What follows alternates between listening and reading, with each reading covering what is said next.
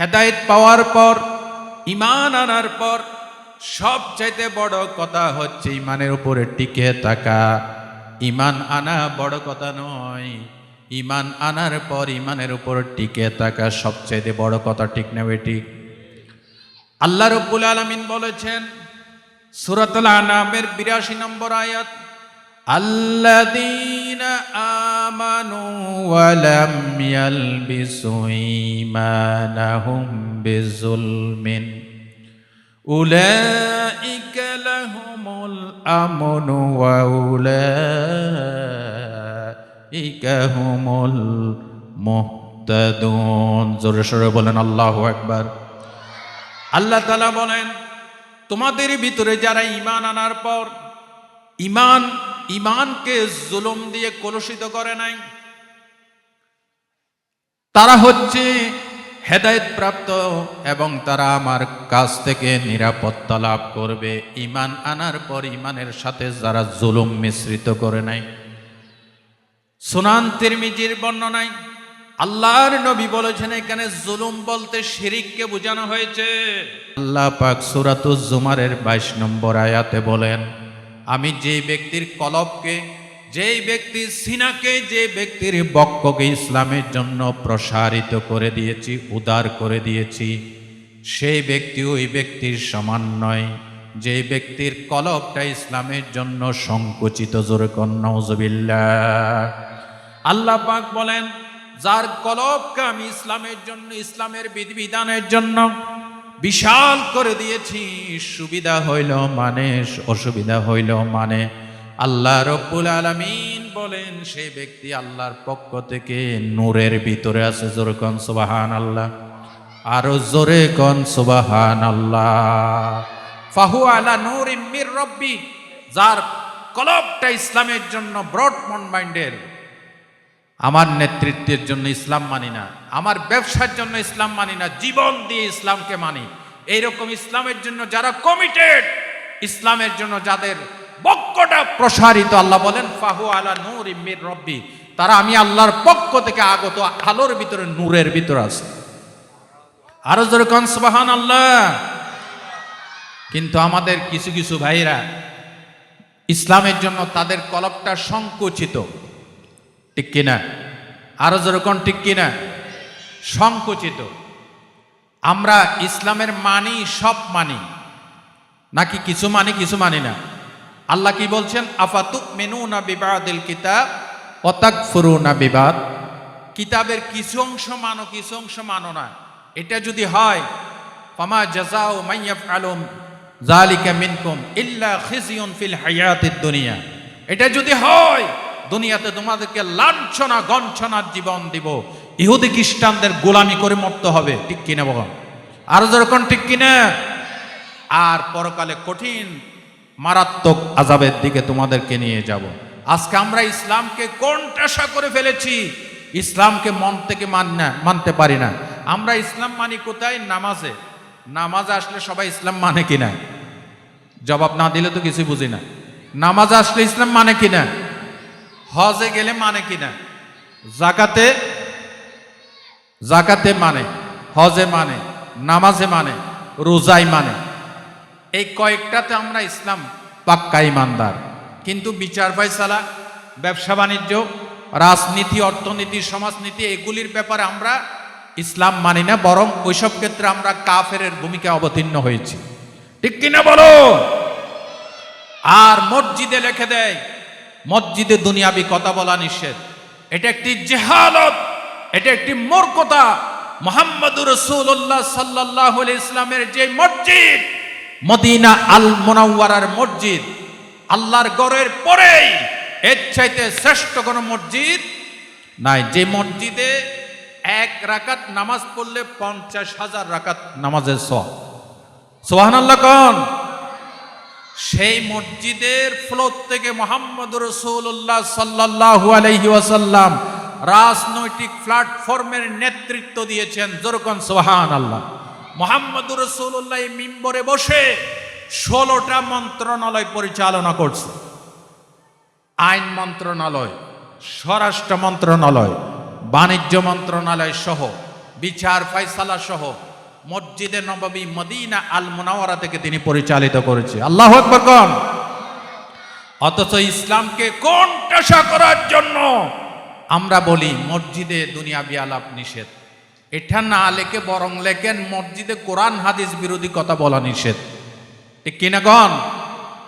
সুতরাং মসজিদে এই যে ইমাম সাহেবরা নামাজে তেলাওয়াত করে, এখানে কোরআন শরীফের ভিতর দুনিয়ার কথা আছে না নাই? কথা কয় না। ফেরাউনের কথা, নমরুদের কথা, আবু লাহাবের কথা, আরো যেরকম আছে কিনা? এই কথাগুলি কোথায় তেলাওয়াত করে? মসজিদে নামাজে। এগুলি তো ফেরাউনকে গালি দিয়ে কথা বলছে আল্লাহ, নমরুদকে গালি দিয়ে কথা বলছে, আবু লাহাবকে গালি দিয়ে কথা বলছে। এগুলি যদি বলা যায়, ইসলামের জন্য প্রত্যেকটি জরুরি কথা আমাদের মসজিদ থেকে বলতে হবে। ঠিক কিনা বলো? এখন সময় এসেছে শুধু তাসবির বয়ান করলে হবে না, সুবহানাল্লাহর ফজিলতের বয়ান বহু করেছেন আল্লাহর নবী সাল্লাল্লাহু আলাইহি ওয়াসাল্লাম। শুধু নবিয়ুর রাহমা ছিলেন না, নবীজি বলেছেন আনা নবিয়ুল মারহামা, আনা নবিয়ুল মালহামা। আমি একদিকে রহমতের নবী, আরেকদিকে আমি জিহাদের ময়দানের নেতৃত্ব দেওয়ার জন্য আমি নবী। আল্লাহু আকবার বলো। সুতরাং এখন সময় এসেছে, কে ওহাবি, কে সুন্নি, কে জামাত, কে চরমনাই, কে শর্ষিনা, কে খেলাফত দেখার দরকার নয়। ইসলামের স্বার্থে, দেশের স্বার্থে সকলকে একই প্ল্যাটফর্মে আসতে হবে। ঠিক কিনা বলেন? আল্লাহ এই তৌফিক উলামায়ে কেরামদেরকে এই দেশের ইসলাম প্রিয় জনতাকে দান করেন, বলেন আমিন। সম্মানিত ভাইরা, ইসলাম ইসলাম ইসলাম, ইসলাম ছাড়া আমাদের নাজাতের কোনো পথ নাই।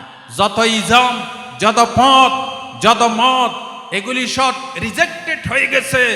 এগুলি সব কিছু পচা বাসি মাল, রিজেক্টেড মাল। নতুন চির নতুন এবং উত্তম, এটার চেয়ে উত্তম আর হয় না, সেটার নাম হচ্ছে ইসলাম। জোরে সোরে বলেন তো, সেটার নাম কি? ইসলাম।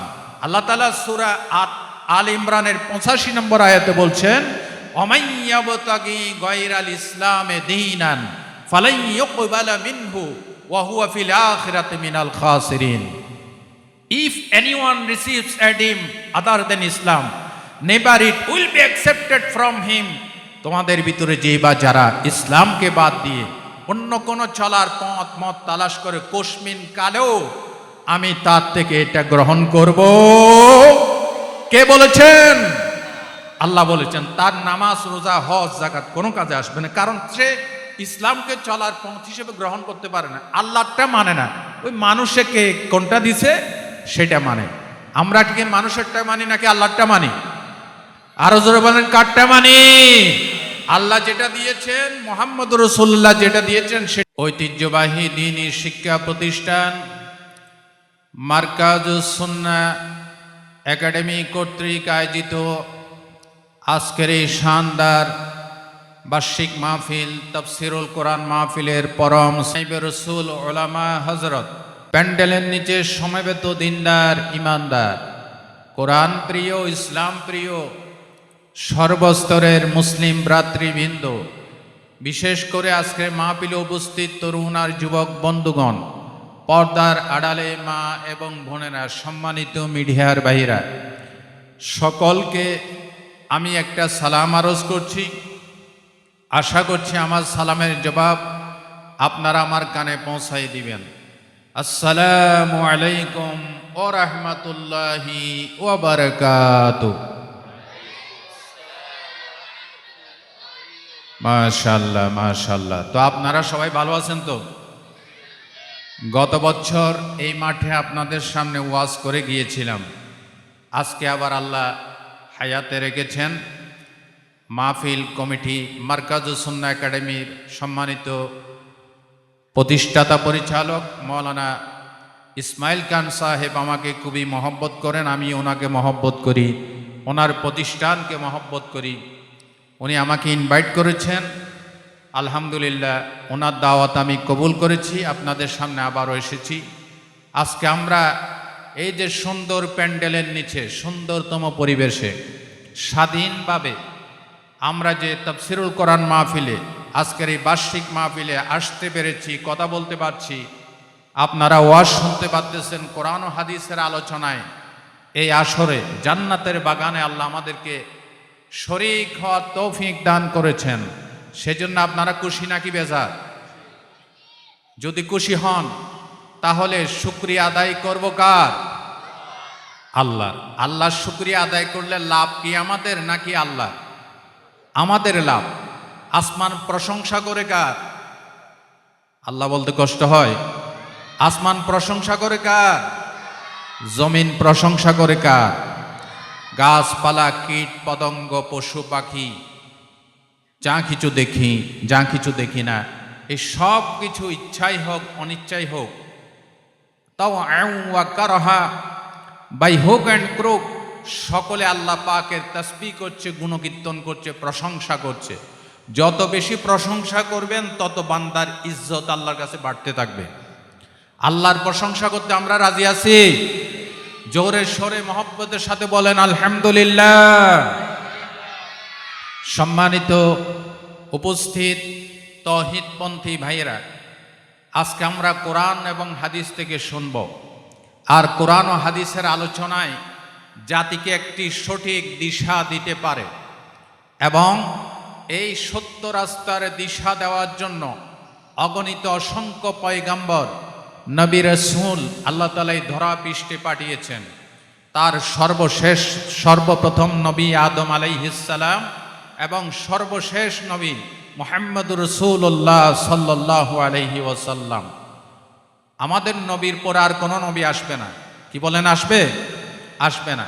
তবে ঈসা আলাইহিস সালাম, দাজ্জাল আসার পরে ঈসা আলাইহিস সালাম ইমাম মাহদীর সাথে একাত্মতা ঘোষণা করে দাজ্জালকে খতম করার জন্য গোটা বিশ্বে ইসলামী রাষ্ট্র খেলাফত আলা মিনহাজিন নবুওয়াহ প্রতিষ্ঠা করার জন্য ঈসা আলাইহিস সালাম আসবেন। তবে তিনি নবী হিসেবে আসবেন না, আমাদের নবীর উম্মত হিসেবে আসবেন।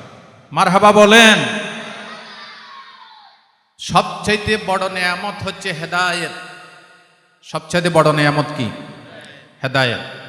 হেদায়েত না থাকলে আপনার এই গাড়ি বাড়ি, টাকা পয়সা, ক্ষমতা, ইন্ডাস্ট্রি, নেতৃত্ব কিছুই কাজে লাগবে না। কিয়ামতের দিন জাহান্নামের ফয়সালা হবে। নাউজুবিল্লাহ বলেন। বলেন তো জোরে সোরে, সবচেয়ে বড় নিয়ামত কি? আবারও বলেন, সবচেয়ে বড় নিয়ামত কি? হেদায়েত। হেদায়েত পাওয়ার পর হেদায়েতের উপরে টিকে থাকা সবচাইতে বড় কথা। এই জন্য আল্লাহ রব্বুল আলামিন কোরআন শরীফে আমাদেরকে শিখাই দিয়েছেন, বান্দা হেদায়েত পাওয়ার পর কোন লোভে পড়ে, কোন মোহে পড়ে, শয়তানের প্ররোচনায়, মানুষের ষড়যন্ত্রের কারণে, শয়তানের ষড়যন্ত্রের কারণে যাতে হেদায়েত থেকে বঞ্চিত না হয়ে যাও, এই জন্য বান্দা আমার কাছে দোয়া করো। দোয়া শিখাই দিয়েছেন কে? আরো জোরে বলেন, কে শিখাই দিয়েছেন? আল্লাহ রব্বুল আলামিন বলেন, রব্বানা লা তুযিগ কুলুবানা বা'দা ইয হাদাইতানা ওয়া হাব লানা মিন লাদুনকা রাহমাতান ইন্নাকা আনতাল ওয়াহ্হাব। রব্বুল আলামিন বলেন, ও বান্দা বান্দি আমার কাছে দোয়া করো, আল্লাহ তুমি দয়া করে যখন একবার হেদায়েত দিয়ে দিয়েছো, আমার এই কলবটাকে হেদায়েতের রাস্তা থেকে দূরে সরাইয়া দিও না। জোরে বলেন সুবহানাল্লাহ। আজকে আমি আপনাদের সামনে বলবো হেদায়েত এবং হেদায়েত পাওয়ার শর্ত। আপনি এমনে এমনে হেদায়েত পাবেন না, কিছু শর্ত পূরণ করলে পরে হেদায়েত পেয়ে যাবেন। হেদায়েত শব্দটা হচ্ছে আরবি, এটার বাংলা অর্থ হচ্ছে নির্দেশনা দেওয়া, পথের দিশা দেওয়া, পথ দেখিয়ে দেওয়া, পরিচালনা করা ইত্যাদি অর্থে হেদায়েত ব্যবহার হয়েছে। আমরা নামাজের ভিতরে, সূরা ফাতিহার ভিতরে প্রতি রাকাতে আল্লাহর কাছে সবচাইতে বড় রাস্তাটা হেদায়েতটা আল্লাহর কাছে চাই। চাই না আমরা? কোন সূরার ভিতরে চাই? সূরাতুল ফাতিহা। সূরাতুল, সবচেয়ে বড় নিয়ামত, সবচেয়ে বড় দৌলত ঈমান, হেদায়েত। এই হেদায়েতের রাস্তা আল্লাহর কাছে প্রতি নামাজ আল্লাহ শিখাই দিয়েছেন, বান্দা আমার কাছে এইভাবে হেদায়েত চাও। কিভাবে পড়েন সবাই? ইহদিনাস সিরাতাল মুস্তাকিম। এই আয়াত জানেন? আপনারা জানেন? সবাই পড়েন, ইহদিনাস সিরাতাল মুস্তাকিম। শো আস দি স্ট্রেট ওয়ে। আল্লাহকে বলছি, আল্লাহ তোমার কাছে বাড়ি চাই না, গাড়ি চাই না, ক্ষমতা চাই না, ইন্ডাস্ট্রি চাই না, কিচ্ছু চাই না। আল্লাহ তুমি আমাকে দয়া করে একটা হেদায়েতের সহজ সরল স্ট্রেট ওয়ে, একটি সহজ সরল রাস্তা দেখায় দাও, যেই রাস্তা শুরু হবে দুনিয়া থেকে, আর এর লাস্ট ডেস্টিনেশন, লাস্ট গন্তব্য, লাস্ট মঞ্জিল, লাস্ট স্টেশন, লাস্ট ঠিকানা হবে জান্নাতুল ফেরদৌস। জোরগণ সুবহানাল্লাহ। এই ধরনের একটি রাস্তা আমরা আল্লাহর কাছে চাই। কোথায় চাই? নামাজের ভিতরে। কোথায়? নামাজের ভিতরে। হেদায়েত শব্দটা আরবি, এটার ইংরেজি অর্থ হচ্ছে way of salvation, straight way, সহজ সরল রাস্তা। এই হেদায়েত পাওয়ার জন্য কিছু শর্ত আছে। এক নাম্বার শর্ত, হেদায়েত পেতে হলে ঈমান আনতে হবে। আপনারা আমার সাথে কথা বলবেন, তাহলে আমি ওয়াজ করে মজা পাবো। হেদায়েত পেতে হলে, হেদায়েতের রাস্তায় আসতে হলে এক নম্বরে ঈমান। জোরে বলেন তো সবাই, একযোগে বলেন, সর্বপ্রথম কি? ঈমান আনতে হবে। ঈমান না আনলে হেদায়েত পাওয়া যাবে না। আগেই শিরোনাম, এই বাক্য, এই ইসলামের গেট দিয়ে এই শিরোনাম কবুল করে, লা ইলাহা ইল্লাল্লাহু মুহাম্মাদুর রাসূলুল্লাহ সাল্লাল্লাহু আলাইহি ওয়াসাল্লাম। এই গেট দিয়ে ঢোকার শর্ত হচ্ছে হেদায়েত পাওয়ার জন্য এই শিরোনাম মনে প্রাণে কবুল করতে হবে, আর না হয় হেদায়েত পাওয়া যাবে না। আল্লাহ রাব্বুল আলামিন কোরআন শরীফের ভিতরে সূরা তাগাবুনের 11 নম্বর আয়াতে বলেন, ওয়া মাইয়ুমিন বিল্লাহি ইয়াহদি কলবা ওয়াল্লাহু বিকুল্লি শাইইন আলিম। আল্লাহ তাআলা বলেন, তোমাদের ভিতরে যে বা যারা ঈমান আনবে আল্লাহ, পরকাল, আখিরাত, কবর, হাসর, ফুলসিরাত, নবী, আম্বিয়া আলাইহিমুস সালাম, অর্থাৎ ইসলামকে মেনে নিবে, আমি রব্বুল আলামিন তাদের কলবকে হেদায়েত করে দেব। আল্লাহু আকবার বলেন। ভাই ও বন্ধুগণ, আল্লাহ রব্বুল আলামিন সূরাতুল ইউনূসের 9 নং আয়াতে বলেন, ইন্নাল্লাযীনা আমানু ওয়া আমিলুস সলিহাতি ইয়াহদিহিম রাব্বুহুম বিঈমানিহিম তাজরি মিন তাহতিহিমুল আনহার ফি জান্নাতিন নাঈম। জোরে সোরে বলেন আল্লাহু আকবার। আল্লাহ রব্বুল আলামিন বলেছেন, নিশ্চয় যারা ঈমান আনবে এবং ভালো ভালো কাজ করবে, নেক কাজ করবে, তাদের ঈমানের কারণে আমি তাদেরকে এমন জান্নাতের দিকে হেদায়েত দেব, যে জান্নাতে নিয়ামত ভরা জান্নাতে হেদায়েত দেব, যার তলদেশ দিয়ে হাজার হাজার প্রস্রবণ ঝর্ণা দ্বারা প্রবাহিত। যেরকম সুবহানাল্লাহ। ভাই ও বন্ধুগণ, হেদায়েত পাওয়ার পর, ঈমান আনার পর সবচাইতে বড় কথা হচ্ছে ঈমানের উপরে টিকে থাকা। ঈমান আনা বড় কথা নয়, ঈমান আনার পর ঈমানের উপর টিকে থাকা সবচাইতে বড় কথা। ঠিক না বেঠিক? আল্লাহ রাব্বুল আলামিন বলেছেন সূরাতুল আনামের 82 নম্বর আয়াত, আল্লাযীনা আমানু ওয়া লাম ইয়ালবিসু ঈমানাহুম বিযুলমিন উলাইকা লাহুমুল আমনু ওয়া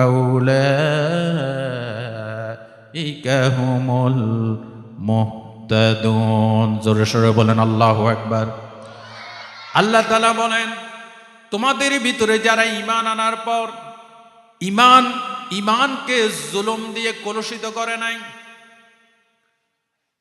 তারা হচ্ছে হেদায়েত প্রাপ্ত এবং তারা আমার কাছ থেকে নিরাপত্তা লাভ করবে। ঈমান আনার পর ঈমানের সাথে যারা জুলুম মিশ্রিত করে নাই। সুনান তিরমিজির বর্ণনায় আল্লাহর নবী বলেছেন, এখানে জুলুম বলতে শিরিককে বোঝানো হয়েছে। জুলুম বলতে কি বোঝানো হয়েছে? শিরক। আর শিরিক হচ্ছে আল্লাহ ছাড়া কাউকে সিজদা করা। আপনারা কি আল্লাহ ছাড়া কাউকে সিজদা করেন? এবার জোরে সোরে বলুন তো, সিজদার মালিককে? আকাশ বাতাস প্রকম্পিত করে জোরে সোরে বলেন, সিজদার মালিককে? জমিনে সিজদা করে কাকে? আসমান সিজদা করে কাকে? জোরে সোরে বলেন তো ভাইরা, জমিন সিজদা করে কাকে? আসমানে সিজদা করে কাকে? আল্লাহ ছাড়া কাউকে সিজদা করা, আল্লাহ ছাড়া গায়েব থেকে কারো কাছে সন্তান চাওয়া, আল্লাহ ছাড়া কারো শাসন মেনে নেওয়া, আল্লাহ ছাড়া কারো আইন মানাই, এই সবগুলি হচ্ছে শিরিক। কথা ঠিক কিনা বলেন? আল্লাহ কি বলছেন? আল্লাহ বলছেন, আল্লাযীনা আমানু ওয়া লাম ইয়ালবাসু ঈমানাহুম বিযুলম। যারা ঈমান আনার পর ঈমানের সাথে জুলুম মিশ্রিত করে নাই। মুফাসসিরিন ইকরাম লিখেছেন, এখানে জুলুম মানে শিরক। তাহলে ঈমান আনা বড় কথা নয়, ঈমান আনার পর ঈমানের উপর টিকে থাকা সবচেয়ে বড় কথা। ঠিক কিনা? আমরা যারা ঈমান এনেছি, আল্লাহ আমাদেরকে মৃত্যু পর্যন্ত পৃথিবীর সমস্ত প্রলোভন পেরিয়ে ডিঙ্গাইয়া যে কোনো শর্তে আমরা যেন ঈমানের উপর টিকে থাকতে পারি। আমিন বলবেন না? আরো জোরে বলেন, আবারও বলেন। ঈমানের পথে অবিচল থেকে আমার মরণ যেন হয়। ঈমানের পথে অবিচল থেকে আমার মরণ যেন হয়। তোমারই কাছে মিনতি আমার, মহামহিম দয়াময়। ঈমানের পথে অবিচল থেকে আমার মরণ যেন হয়। জোরে জোরে বলেন আমিন। ভাইরা আমার, একটু খেয়াল করেন, হযরতে সাহাবায়ে কেরাম ঈমান আনার পর ঈমানের উপর টিকে ছিলেন। ঈমান আনার পর ঈমান থেকে দূরে সরার জন্য যদি কোনো রাষ্ট্রপতি, কোনো প্রেসিডেন্ট, কোনো মন্ত্রী, কোনো সামাজিক প্রতিনিধি, কোনো রাজা, কোনো বাদশাহ, এমনকি আপনার উস্তাদ, আপনার মা বাবাও যদি ঈমান বিরোধী কথা বলে, সেটা কি মেনে নেওয়া যাবে? মেনে নেওয়া যাবে? লা তাআতা লিমাখলুকিন ফি মাসিয়াতিল খালিক। সৃষ্টির কথা মানলে, সে যেই হোক, সৃষ্টির কথা মানলে যদি মহান স্রষ্টাকে অমান্য হয়, তার কথা মানা যাবে না। ভাইরা আমার, হযরতে সাদ বিন আবি ওয়াক্কাস রাদিয়াল্লাহু তাআলা আনহু, তিনি যখন ঈমান কবুল করলেন, একটু লক্ষ্য করেন, তার গর্ভধারিণী মা বললেন, মা তখনও ঈমান আনে নাই, মা বললেন, তুমি মুহাম্মাদের উপরে কেন ঈমান আনলে? আমি এটা মেনে নেব না। 3 দিনের সময় দিলাম, 3 দিনের ভিতরে মুহাম্মাদের উপর থেকে ঈমান পরিত্যাগ কর। বলেন নাউজুবিল্লাহ। হযরতে সাদ বললেন, আম্মা জান, আপনার সব কথা মেনে নিতে পারি, কিন্তু ঈমান ইসলামের ব্যাপারে আপনি যে কথা বলবেন ঈমান পরিত্যাগের ব্যাপারে, সেটা আমি মানতে পারি না। মা বললেন, তাহলে আমি ভাত পানি খাবো না, উপবাস থাকব। ছেলের সাথে রাগান্বিত হয়ে তিনি ঘরের বাইরে চলে গেলেন। অতঃপর রৌদ্রে বসে থাকলেন, ঘরের ভিতরে আসতেছে না, 3 দিনের উপবাস মা। এবার হযরতে সাদ রাদিয়াল্লাহু তাআলা আনহু কি মাকে খুশি করবেন নাকি আল্লাহ রসুলকে নারাজ করবেন?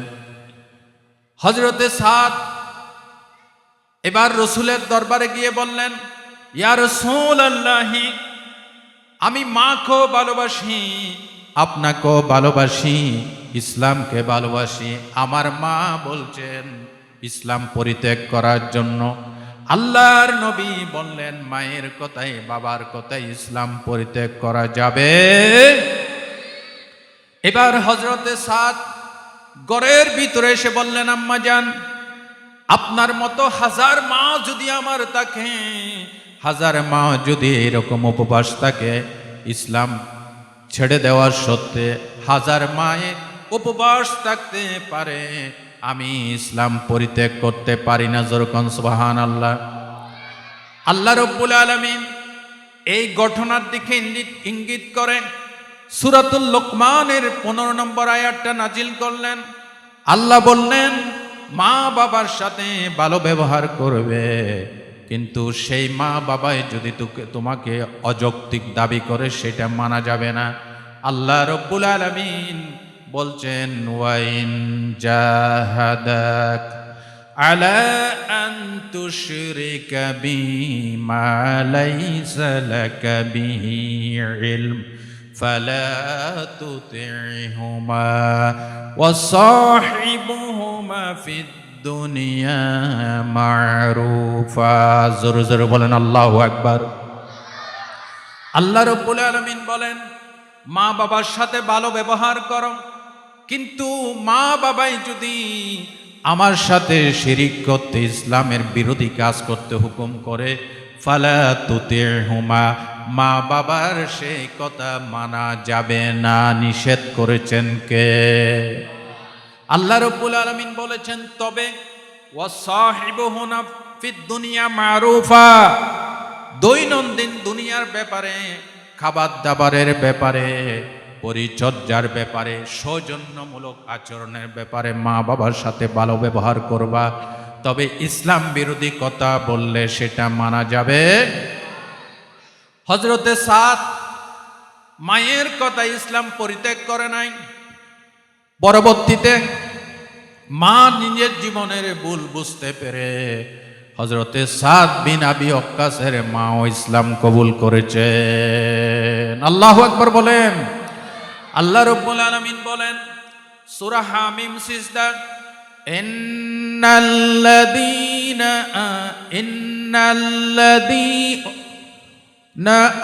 আমানু ওয়া আমিলুস সলিহাত।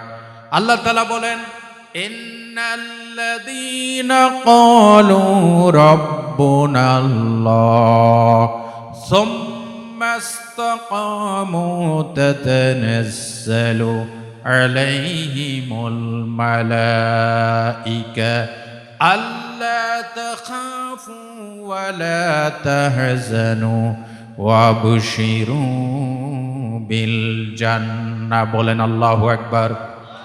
আল্লাহ তাআলা বলেন, যারা বলেছে আমাদের রব আল্লাহ, ঈমান আনছে আল্লাহর উপরে, অতঃপর ঈমান থেকে কোনো বাতাস, কোনো ষড়যন্ত্র, কোনো প্রলোভন দূরে সরাইতে পারে নাই, সুম্মাস্তাকামু, ঈমানের উপরে মজবুত থেকেছে, আল্লাহ বলেন ফেরেশতারা তাদের মৃত্যুর সময় তাদের কানে ঘোষণা দেয়, আল্লাহর বান্দা তুমি ঈমানের উপরে প্রতিষ্ঠিত ছিলে, তোমার কবর হাসর ফুলসেরাতে কোনো ভয় নাই, কবর হাসর ফুলসেরাতে তোমার কোনো চিন্তাও নাই। আরো জোরে কোন সুবহানাল্লাহ। ঈমান আনার পর ঈমানের উপর টিকে থাকা সবচেয়ে বড় কথা বুঝাইতে পারছি? সাদ বিন আবি ওয়াক্কাস মায়ের কথায় কি ইসলাম পরিত্যাগ করছিল? কিন্তু আমাদের ভিতরে কিছু ভাইরা আছে, কিছু প্রলোভনের কাছে, কিছু একটা সিট পাওয়ার জন্য, একটা মেম্বারশিপ পাওয়ার জন্য, কিছু টাকার জন্য আমরা ঈমান নামক বড় দৌলতকে বিক্রি করে দেই। কথা ঠিক কিনা? আরো জোরে বলতে হবে, কথা ঠিক কিনা? পৃথিবীর কোন প্রলোভনের কাছে, কোন নেতৃত্বের কাছে আমরা ঈমান বিক্রি করতে, আমাদের ঈমান কার উপরে? আরো জোরে কার উপরে? ঈমান আল্লাহর উপরে, রাসূলের উপরে, পরকাল দিবসের উপরে। আমাদের মৃত্যু পর্যন্ত এই ঈমান থেকে এক চুল আমাদেরকে কেউ সরাইতে পারবে না ইনশাআল্লাহ। জোরে কোন ইনশা। তাহলে আমি কি বুঝাইলাম? ঈমান হেদায়েত লাভের প্রথম শর্ত ঈমান। হেদায়েত লাভের প্রথম শর্ত কি? 2 নাম্বার। হেদায়েত লাভের দ্বিতীয় শর্ত হচ্ছে ঈমান আনার পর ইসলামের জন্য বুকটা উজাড় করে দিতে হবে, প্রশস্ত করে দিতে হবে। আপনি যদি ন্যারোমন মাইন্ডের হও, যেটা আপনার সুবিধা সেটা মানি, যেটা আমার অসুবিধা সেটা আল্লাহ কইল রসুল কইল মানি না, এরকম কিছু আছে না। সুবিধাবাদ জিন্দাবাদ। আপনারা কি সুবিধাবাদ জিন্দাবাদ? আমরা আল্লাহর উপর ঈমান আনছি, রসুলের উপর ঈমান আনছি। আল্লাহ রসুলের হুকুম আহকাম, বিধিবিধান, ইসলামের বিধান আমাদের সুবিধা যেখানে সেখানেও মানি, অসুবিধা হইলেও কথা কয় না, অসুবিধা হইলে মানি। মানি কিনা বলেন? মানি। যদি না মানি তাহলে আপনি ঈমানদার না। ঈমান আনার পর ইসলামের জন্য বুকটাকে ব্রড মাইন্ডের করতে হবে। আপনার ইসলামের এই আইনটা মানলে আপনার নেতৃত্ব চলে যাবে, আপনার সর্দারগিরি নেতাগিরি চলে যাবে, আপনার ব্যবসা বন্ধ হয়ে যাবে। এটা যদি হয় তাহলে এটা কি ঈমান হয়েছে? আরো জোরে বলতে হয়, এটা ঈমান হবে? আল্লাহ রাব্বুল আলামিন সূরাতুজ জুমারের 22 নম্বর আয়াতে বলেন, আফামান শারাহাল্লাহু সাদরাহু আলাল ইসলাম ফাহুয়া আলা নূরিম মির রাব্বিহি ফাওয়াইলুল লিল কাসিয়াতি কুলুবুহুম মিন যিকরিল্লাহ উলাইকা ফি দালালিম মুবিন। জোরে সোরে বলেন আল্লাহু আকবার। এগুলি কার কথা শোনাচ্ছি? আরো জোরে কার কথা শোনাচ্ছি?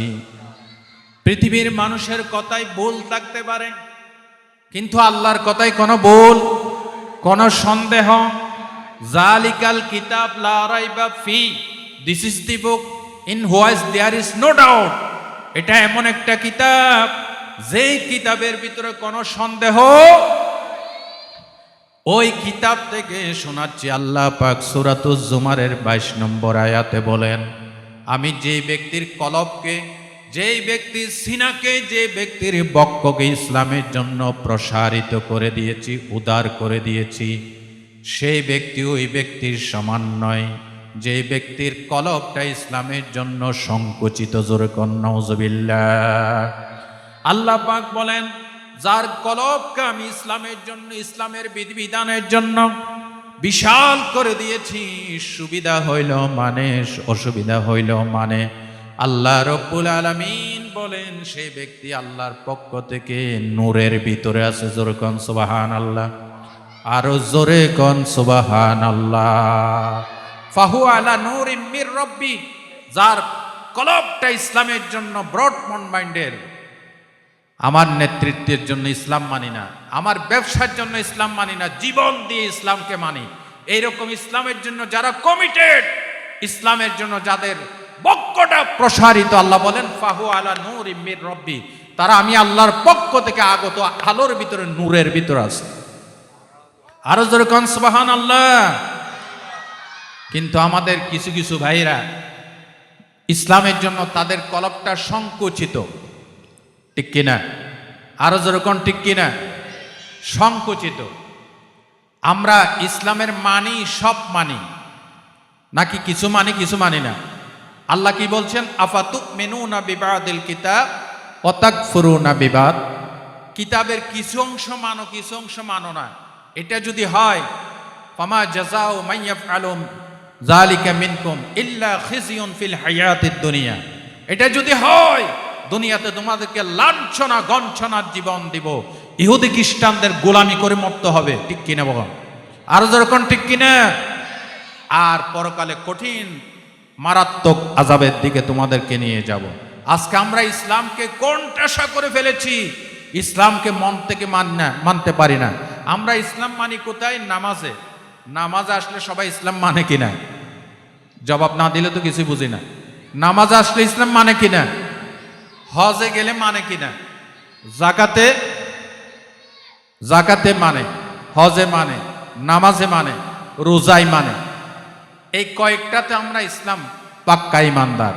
কিন্তু বিচার ফয়সালা, ব্যবসা বাণিজ্য, রাজনীতি, অর্থনীতি, সমাজনীতি, এগুলির ব্যাপারে আমরা ইসলাম মানি না, বরং ওইসব ক্ষেত্রে আমরা কাফেরের ভূমিকা অবতীর্ণ হয়েছি। ঠিক কিনা বলো? আর মসজিদে লিখে দেয় মসজিদে দুনিয়াবি কথা বলা নিষেধ। এটা একটি জেহালত, এটা একটি মূর্খতা। মুহাম্মদুর রাসূলুল্লাহ সাল্লাল্লাহু আলাইহি ইসলামের যে মসজিদ, মদিনা আল মুনাওয়ারার মসজিদ, আল্লাহর ঘরের পরেই এর চাইতে শ্রেষ্ঠ কোন মসজিদ নাই, যে মসজিদে এক রাকাত নামাজ পড়লে 50,000 রাকাত নামাজের সওয়াব। সুবহানাল্লাহ কোন? সেই মসজিদের ফ্লোর থেকে মুহাম্মদুর রাসূলুল্লাহ সাল্লাল্লাহু আলাইহি ওয়াসাল্লাম রাজনৈতিক প্ল্যাটফর্মের নেতৃত্ব দিয়েছেন। যেরকম সুবহানাল্লাহ। মুহাম্মদুর রাসূলুল্লাহ এই মিম্বরে বসে 16টা মন্ত্রণালয় পরিচালনা করছে। আইন মন্ত্রণালয়, স্বরাষ্ট্র মন্ত্রণালয়, বাণিজ্য মন্ত্রণালয় সহ, বিচার ফয়সালা সহ মসজিদে নববী মদিনা আল মুনাওয়ারা থেকে তিনি পরিচালিত করেছে। আল্লাহু আকবার কোন? অথচ ইসলামকে কোণঠাসা করার জন্য আমরা বলি মসজিদে দুনিয়াবি আলাপ নিষেধ। এটা না লেখে বরং লেখেন মসজিদে কোরআন হাদিস বিরোধী কথা বলা নিষেধ। ঠিক কিনা কোন?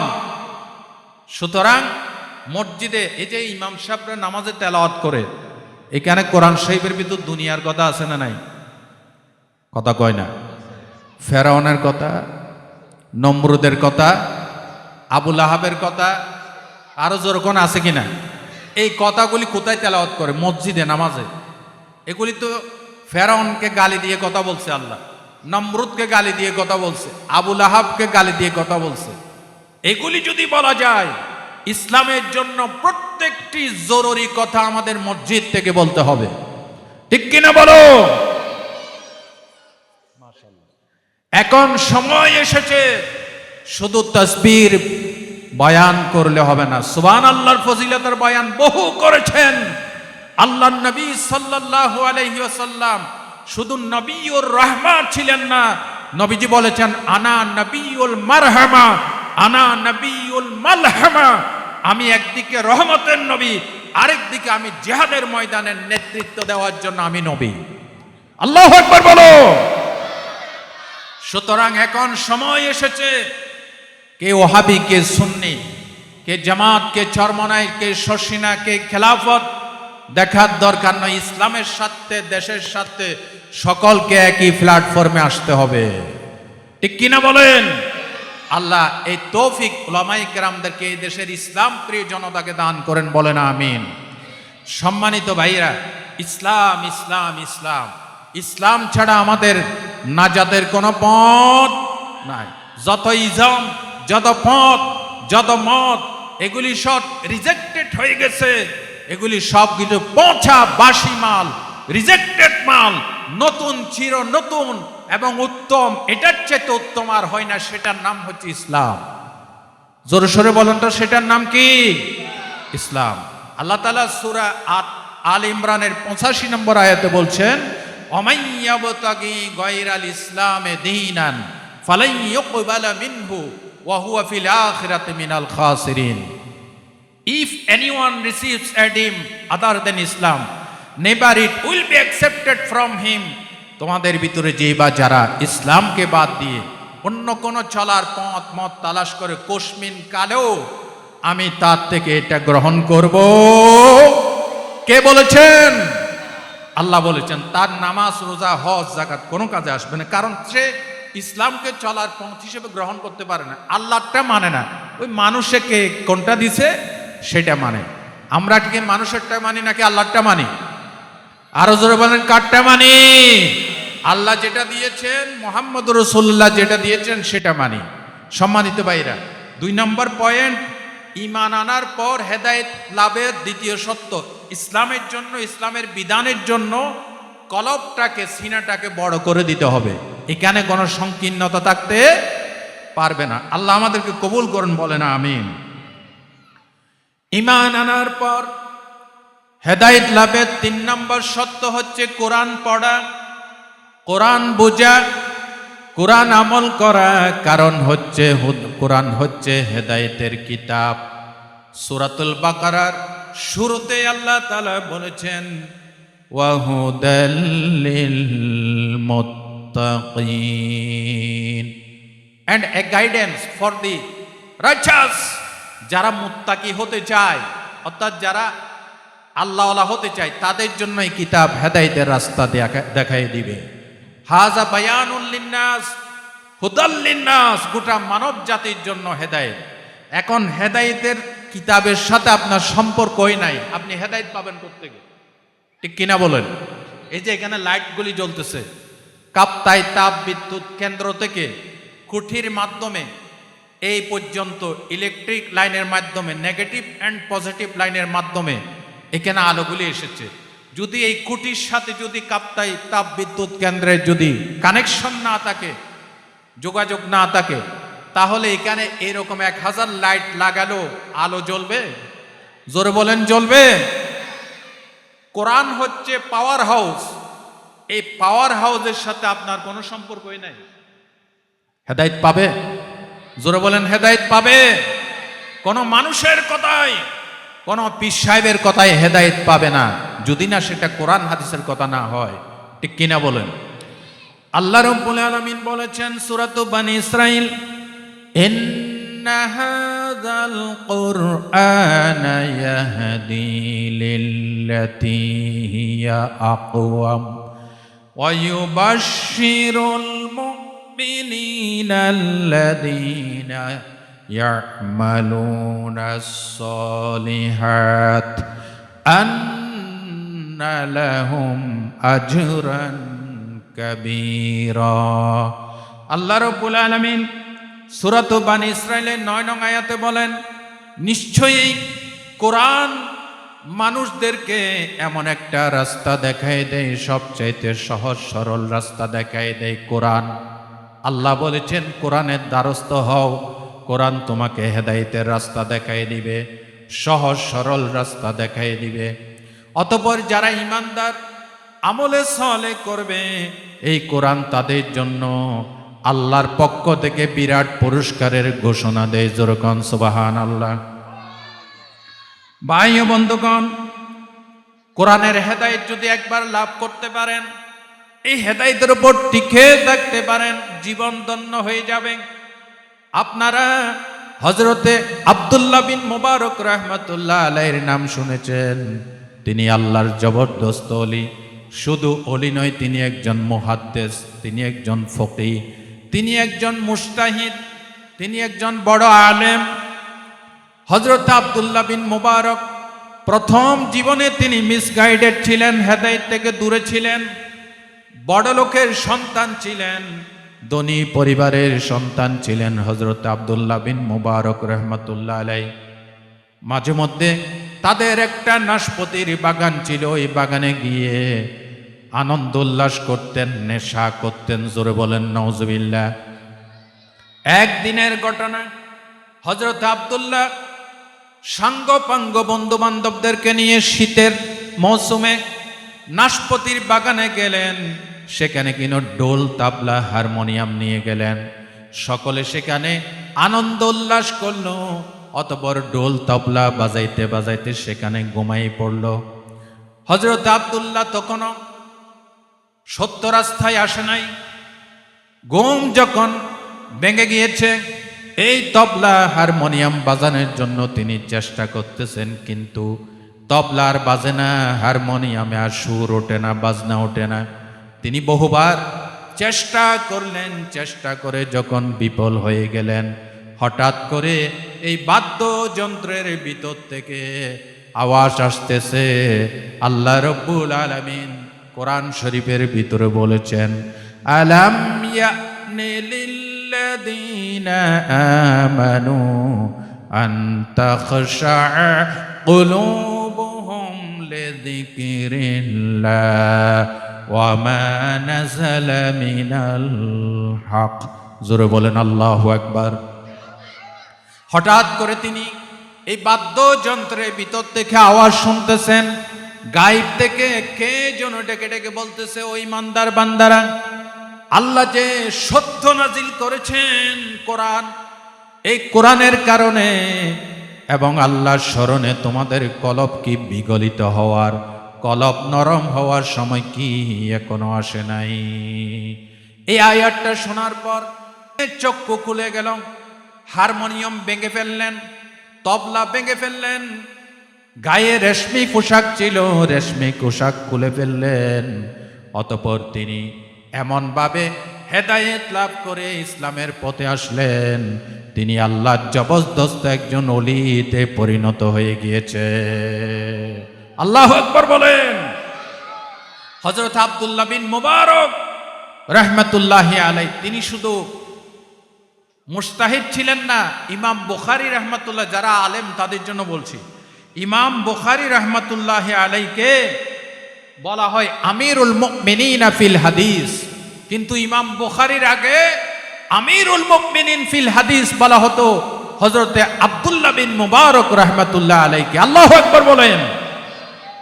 যার যার উস্তাদের সংখ্যা ছিল হাজারের উপরে, 2000-এর উপরে যার উস্তাদের সংখ্যা ছিল, জগৎ বিখ্যাত আল্লাহর ওলি হযরত আব্দুল্লাহ বিন মুবারক রাহমাতুল্লাহ আলাইহি, এই কোরআনের আয়াত শুনে তিনি হেদায়েতের রাস্তায় এসেছিলেন। সুবহানাল্লাহ বলতে ইচ্ছে করে না?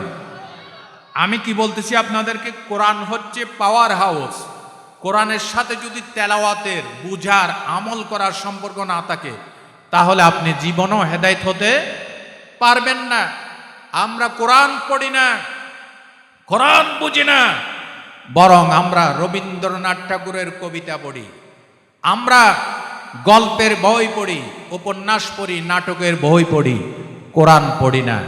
যার কারণে এই আমাদের কচিকাঁচা বাচ্চারা আজকে ধ্বংস হয়ে যাচ্ছে, চরিত্রহীন হয়ে যাচ্ছে, লুটেরা, হাইজাকার, চোর ডাকাতে পরিণত হচ্ছে। ঠিক কিনা বলো? সুতরাং হেদায়েত করতে হলে কোরআন ছাড়া আর কোনো উপায়, নবী ছাড়া, কোরআন ছাড়া কোনো উপায় আছে? আর যখন আছে নাই।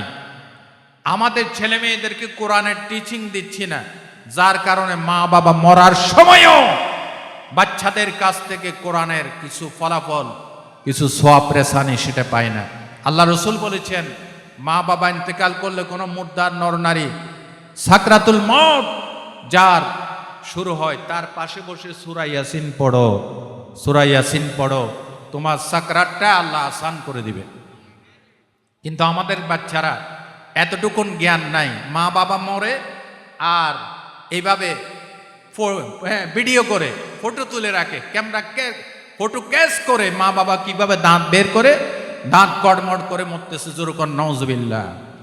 কবি সুন্দর করে বলেছেন, মাস্টার হে নজর মে লড়কো কি শামত দেখিয়ে, মাস্টার হে নজর মে लड़कों की शामत देखिए, उनके फोटो लेते हैं पढ़ते नहीं यासीन है।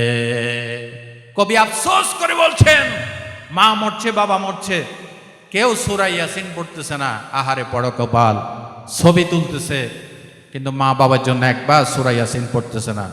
এই জাতির কপাল পুড়ছে। আজকে আমরা কোরআন মানি না, ইসলাম মানি না। আল্লাহ রসুল বলেছেন, এমন একটা সময় আসবে, লা ইয়াবকা মিনাল কুরআনে ইল্লা ইসমুহু ওয়ালা ইয়াবকা মিনাল ইসলামে ইল্লা ইসমুহু ওয়ালা ইয়াবকা মিনাল কুরআনে ইল্লা রাসমু। কোরআনের শুধু রসম থাকবে, ইসলামের শুধু নাম থাকবে, আসলে কোরআনের বিধান থাকবে না, ইসলামের প্রয়োগ থাকবে না, শুধু ইসলাম থাকবে, ইসলাম নামটাই থাকবে। আজকে আমরা সুদের টাকা দিয়ে বাড়ি বানাই, সুদের টাকা দিয়ে বাড়ি বানাইয়া, সুদের টাকা দিয়ে ব্যবসা প্রতিষ্ঠান গড়ে, সেটা যে কোরআনে আল্লাহ সুদকে হারাম বলেছেন, সেই সুদের টাকার বাড়িটা, সুদের টাকার ব্যবসাটা আমরা কোরআন দিয়ে, হুজুর ডেকে কোরআন দিয়ে উদ্বোধন করি। ঠিক কিনা বলেন? এটা কোরআনকে আমরা বৃদ্ধাঙ্গুলি দেখাইলাম, ঠিক না ভাই? কোরআনকে বৃদ্ধাঙ্গুলি দেখাইলাম যে তুমি সুদ হারাম করছো, শোনো এই সুদ দিয়ে বাড়ি বানাইছি, তুমি কোরআনকে দিয়ে উদ্বোধন করলাম। জোরে সোরে একবার বলেন নাউজুবিল্লাহ। কবি আফসোস করে বলেছেন, ये इमारत बनी सोद से आई मेरे मुरब्बी, ये इमारत बनी सोद से आई मेरे मुरब्बी, और इस पे लिखा है हाज़ा मिन फदल रब्बी। দেখছেন অবস্থা, সুদের টাকা দিয়ে বাড়ি বানাইয়া বাড়ির উপর শিরোনাম সাইনবোর্ডে লিখে দেয় হাযা মিন ফদলে রব্বি। এটা আমার রবের করুণা, এই বাড়ি নাকি রবের করুণা। তোমার রবে তোমারে কইছে সুদের টাকা দিয়ে বাড়ি বানাইতা। আমার দেশে সুদখোর অফিসার আছে না নাই? আস্তে কইলাম যে এই চট্টগ্রামের ভাটিয়াড়িতে নাই? গরিব মানুষ চাকরির জন্য গিয়েছে, কিছু নিয়ে আসো। আগে তো এক সময় টেবিলের তলা দিয়ে খাইতো, এখন টেবিলের উপর দিয়ে খায়।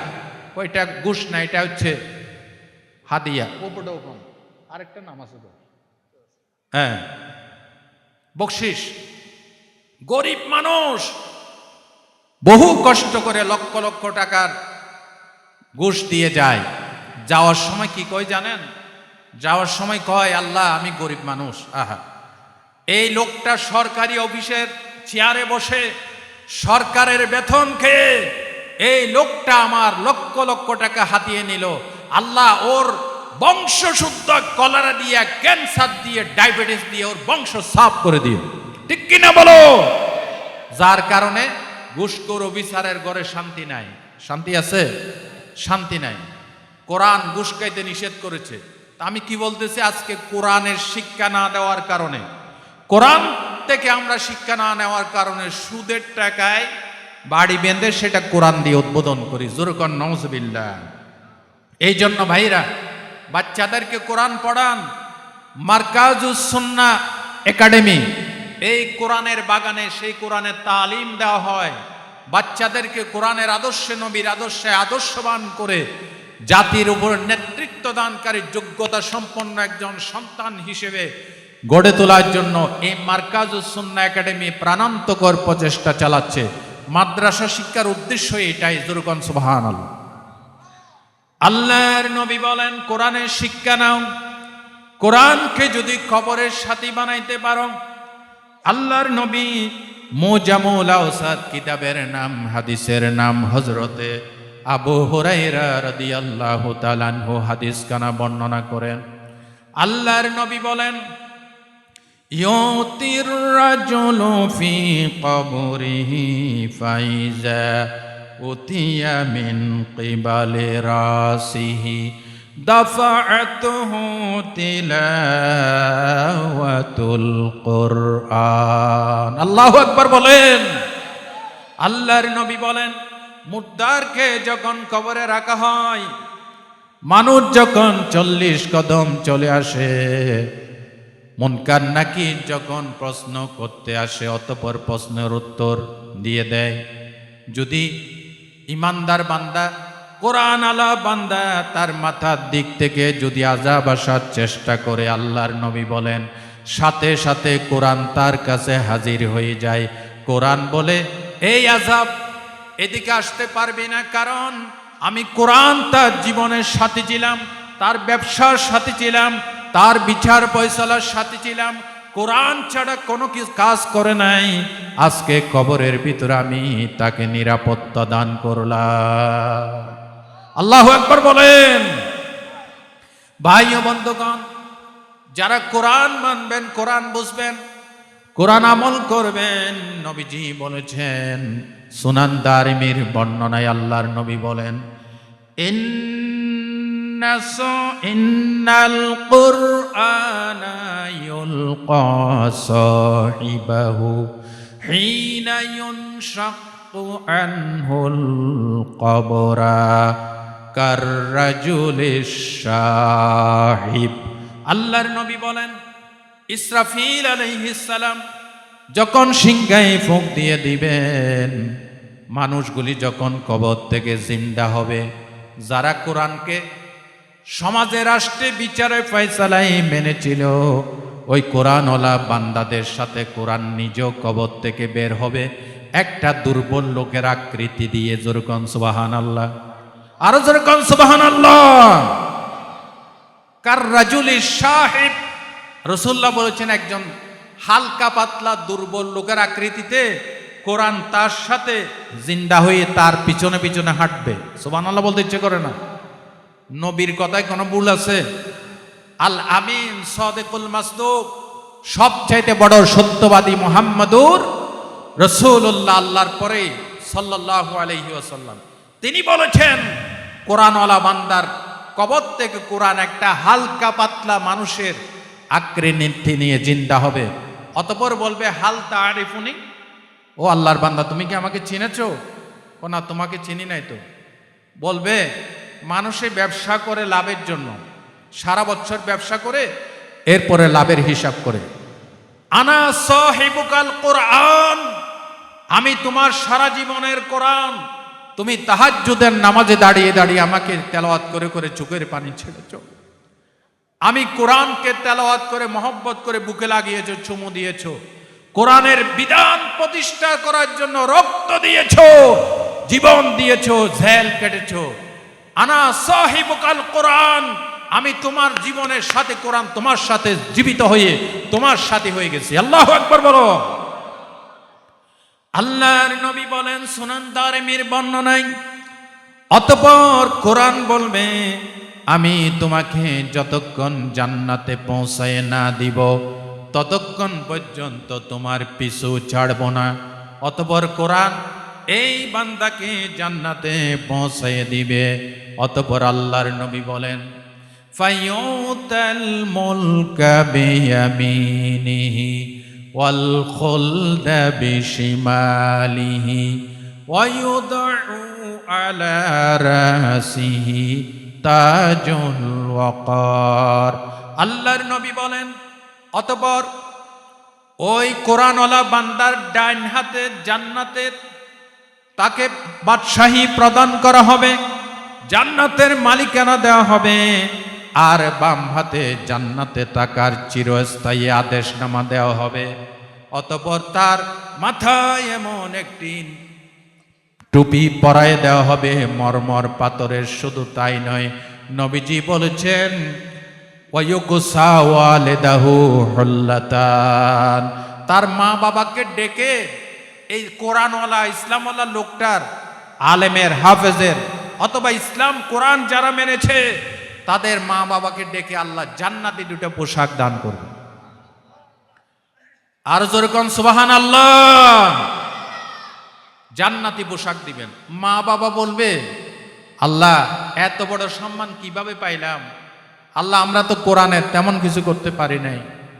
আল্লাহ রাব্বুল আলামিন বলেন, তোমার সন্তানকে তুমি কোরআনওয়ালা বানাইছো, ইসলামওয়ালা বানিয়েছো।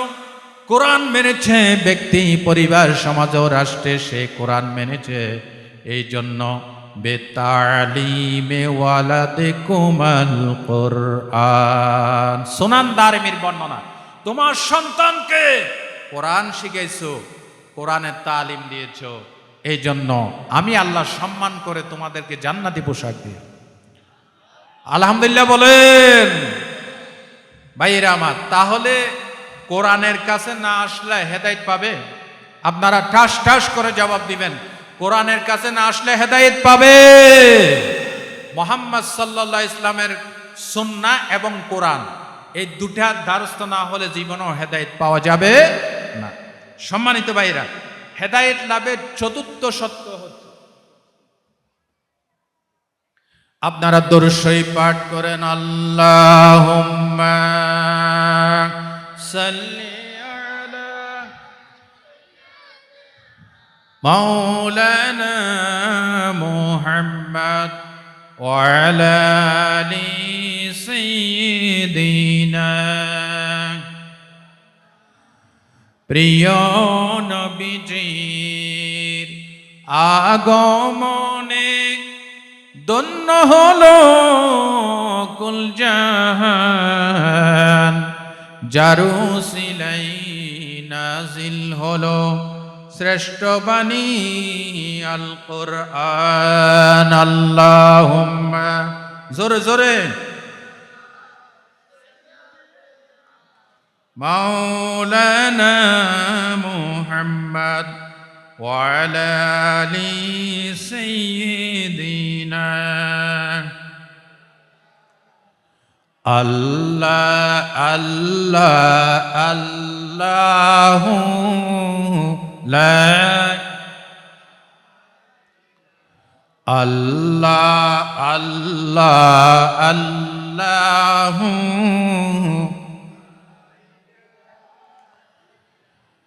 ইয়া হান্নানু ইয়া মান্নান ইয়া দাইয়ানু ইয়া সুবহান। আল্লাহ আল্লাহ লা ইলাহা ইল্লাহু, আল্লাহ আল্লাহ।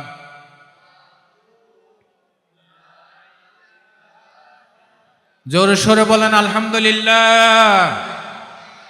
আমরা কার কথা শুনছি? আল্লাহ এবং রসুলের কথা শুনছি। আমার পরবর্তী বক্তা আসা পর্যন্ত ধৈর্য সহকারে বসেন, ইনশাআল্লাহ আমি আমার কথাগুলি বলতেছি।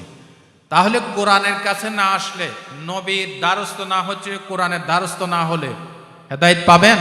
হেদায়েত পাবেন না। কারণ হেদায়েতের জন্যই আল্লাহ নবী পাঠিয়েছেন, কোরআন পাঠিয়েছেন। এই জন্য আমরা সকলে কোরআন তেলাওয়াত করব, কোরআন বুঝবো, কোরআন আমল করব, এবং সেই সাথে আমাদের কচিকাঁচা বাচ্চাদেরকে আমরা দ্বীনি মার্কাজ, দ্বীনি শিক্ষা প্রতিষ্ঠানে দিয়ে কোরআন ওয়ালা ইসলামওয়ালা বানাবো। বলেন ইনশাআল্লাহ। চতুর্থ সত্য হচ্ছে হেদায়েত লাভের সৎকর্মশীল এবং উত্তম সাথীর আপনার থাকতে হবে। একটা কথা আছে আমাদের চট্টগ্রামে, গোটা বাংলাদেশে, সৎ সঙ্গে স্বর্গবাস, অসৎ সঙ্গে সর্বনাশ। আপনি যদি ঈমানওয়ালা ইসলামওয়ালা লোককে বন্ধু না বানিয়ে মদখোর, জুয়াখোর, ইয়াবাখোর, চরিত্রহীন, মিসগাইডেড তাকে যদি বন্ধু বানান, আপনি কি হেদায়েত পাবেন? জোরে বলেন পাবেন। আল মারউ মাআ মান আহাব্বা, যার সাথে যার মহব্বত তার সাথে তার কিয়ামত।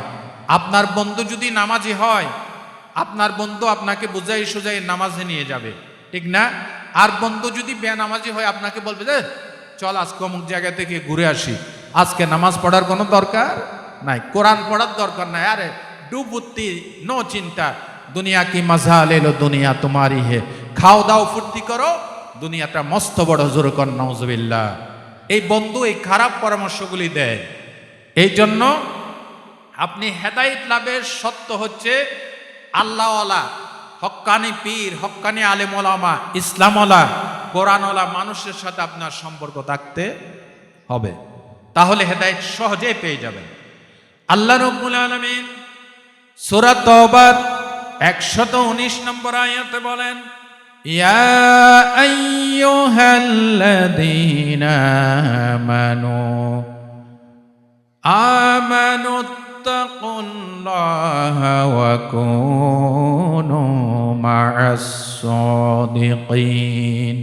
আল্লাহ তাআলা বলেন, ওহে ঈমানদারগণ, বিশ্বাসীগণ, তোমরা আল্লাহকে ভয় করো আর সত্যবাদীদের ভিতর অন্তর্ভুক্ত হয়ে যাও, যারা চলাই সত্য, বলাই সত্য, ব্যবসা বাণিজ্যে সত্য, পোশাক আশাকে সত্য, লেনদেনে সত্য, রাজনীতি, অর্থনীতি, সমাজনীতি, সব কিছুতে সত্যবাদী। এই সত্যবাদীদের ভিতর অন্তর্ভুক্ত হয়ে যাও। কে বলেছেন? কে বলেছেন? আল্লাহ বলেছেন। তাহলে সত্যবাদীদের সাথে যখন বসবেন, খাইবেন, উঠবেন, তাদের সাথে সম্পর্ক জুড়ে দিবেন, অটোমেটিকলি আপনি হেদায়েতের রাস্তা খুঁজে পেয়ে যাবেন। বলেন ইনশাআল্লাহ। দেখেন, যারা নবীকে পেয়েও নবীকে বন্ধু বানাইতে পারে নাই, নবী আমাদের বন্ধু কিনা? শ্রেষ্ঠ বন্ধু হচ্ছে আল্লাহ। শ্রেষ্ঠ বন্ধু কে? এরপর আমাদের বন্ধু হচ্ছে নবী।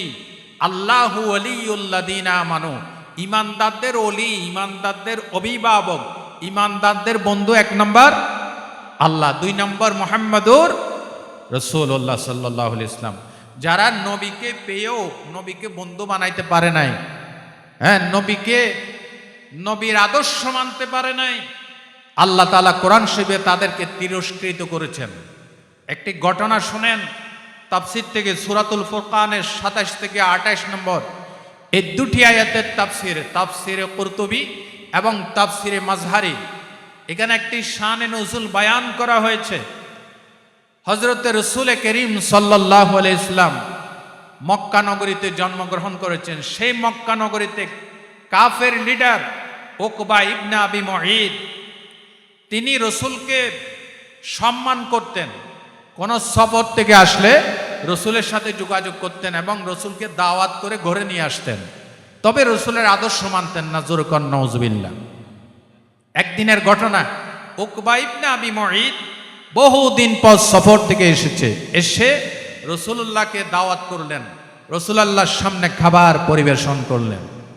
আল্লাহর নবী বললেন, উকবা শোনো, তুমি আমাকে দাওয়াত দিয়েছ, তোমার ঘরে আমি এসেছি, তবে একটা সত্য হচ্ছে, তুমি যদি কালেমা পড়ে নাও, আমাকে নবী হিসেবে, আল্লাহকে রব হিসেবে যদি মেনে নাও, তাহলে আমি খাবার খাবো, আর না হয় খাবার খাবো না। বলেন আল্লাহু আকবার। উকবা বিন আবি মুঈদ মনে মনে চিন্তা করলেন, কুরাইশ বংশের সম্মানিত অতিথি মুহাম্মদ সাল্লাল্লাহু আলাইহি ওয়াসাল্লাম আমার ঘর থেকে না খেয়ে চলে যাবেন, এটা আমার মুখের উপরে জুতার বাড়ি পড়ার মতো। সুতরাং আমি মন থেকে ঈমান কবুল করব না। তার মনোরঞ্জনের জন্য, তাকে শুনিয়ে দেওয়ার জন্য আমি কালিমা পড়লাম। উকবা বিন আবি মুঈদ কালিমা পড়েছে, আশহাদু আল্লা ইলাহা ইল্লাল্লাহ ওয়াহদাহু লা শারীকা লা ওয়া আশহাদু আন্না মুহাম্মাদান আবদুহু ওয়া রাসূলুহু। মুখে মুখে কালিমা পড়েছে, কিন্তু মন থেকে পড়ে নাই। আল্লাহর নবী তার ঘর থেকে খাবার খেয়ে চলে গিয়েছে। পরবর্তীতে তার একজন কারাব বন্ধু মক্কা শরীফে উমাইয়া ইবনে খলফ তার সাথে যোগাযোগ করে বললেন, বন্ধু, কাজটা করলি কি? তুই ঈমান কবুল করে বাপদাদার ধর্মে চুন কালিমাকে নষ্ট করে দিলি। উকবা ইবনে আবি মুঈদ বলল, বন্ধু শোনো, আমি তো মন থেকে কালিমা পড়ি নাই। মুহাম্মদ সাল্লাল্লাহু আলাইহি ওয়াসাল্লাম কুরাইশ বংশের সম্মানিত অতিথি, তিনি আমার ঘর থেকে না খেয়ে চলে যাবেন, এই জন্য আমি মুখে মুখে পড়েছি, আমি অন্তর থেকে পড়ি নাই। নাউজুবিল্লাহ বলেন।